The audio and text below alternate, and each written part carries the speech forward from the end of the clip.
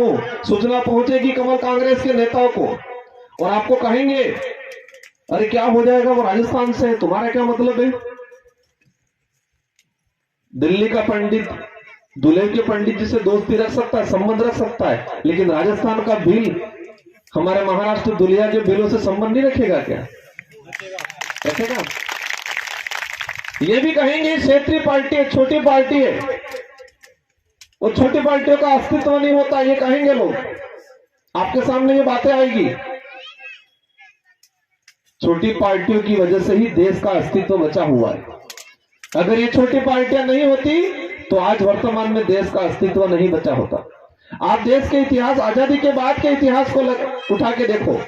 देश में जब भी एक तंत्री शासन बैठा है, एक तरफा बहुमत की सरकारें बनी है, तो देश का पतन हुआ है।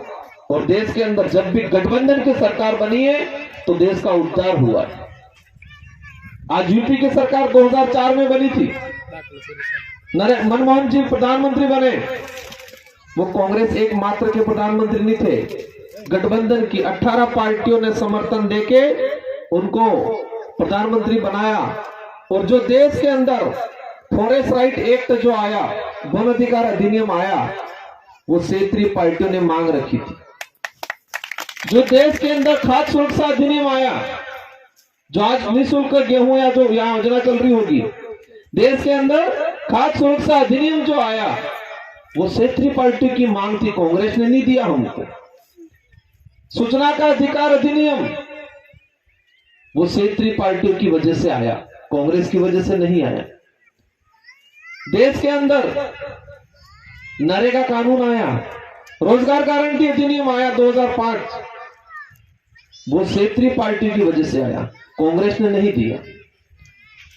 निःशुल्क शिक्षा का अधिकार अधिनियम, वो यूपीए की सेकंड सरकार में कर्नाटक की जो तरफ की जो क्षेत्रीय पार्टी थी, उन्होंने डिमांड की तो कांग्रेस को मजबूरन लाना पड़ा, कांग्रेस नहीं लही। देश के हित में, आम जनता के हित में जितने भी कानून आए हैं वो सारे क्षेत्रीय पार्टियों की वजह से आए हैं, न कि राष्ट्रीय पार्टी की वजह से आए हैं। अब आपको तय करना है कि राष्ट्रीय पार्टियों में ताकत है या क्षेत्रीय पार्टियों में। राष्ट्रीय पार्टियां देश को बचा सकती है या हमारे समाज का भला कर सकती है, या क्षेत्रीय पार्टियां कर सकती है। क्षेत्रीय पार्टियां कर सकती है।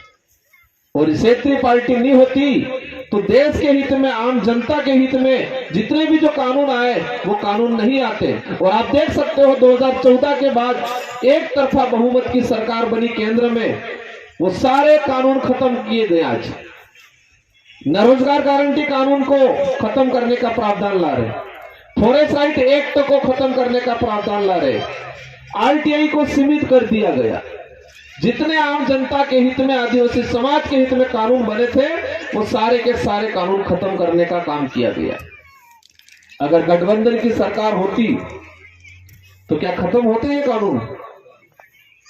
मैं ये बात इसलिए बता रहा हूं क्योंकि आपके सामने ये सवाल आएंगे कि ये क्षेत्रीय पार्टियां है, छोटी पार्टियां है, इनसे क्या होगा। उनको कहना है कि हमारा व्यक्तिगत कुछ हो नहीं हो, लेकिन समूह का, आदिवासी समाज का भला जरूर होगा और देश का और राज्य का भला भी जरूर होगा। ये संघर्ष करना पड़ता है इन पार्टियों में। मजे मारने होते तो राष्ट्रीय पार्टी है और संघर्ष करना है तो क्षेत्रीय पार्टी है। और महाराष्ट्र का इतिहास मैंने देखा अभी पिछले 3-4-5 साल में जो हुआ है, किस तरह से तोड़ दिया गया। और वो भी लोभ लालच में आ गए और टूट के इधर इधर बिखर गया पूरा महाराष्ट्र। बिखरा नहीं बिखरा है। आज शिवसेना के 2 भाग हो गए, वो लोभ लालच में ही गए। राष्ट्रीय कांग्रेस के 2 भाग हो गए, वो लोभ लालच में गए।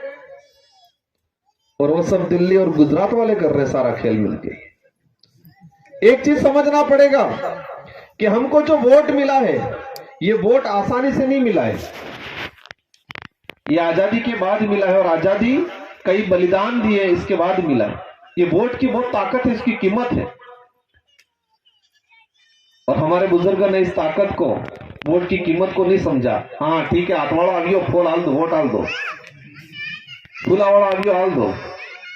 हो भाई रुपया 500 रुपया या कुछ पीने का आ गया, चलता है या होता है? यही होता है।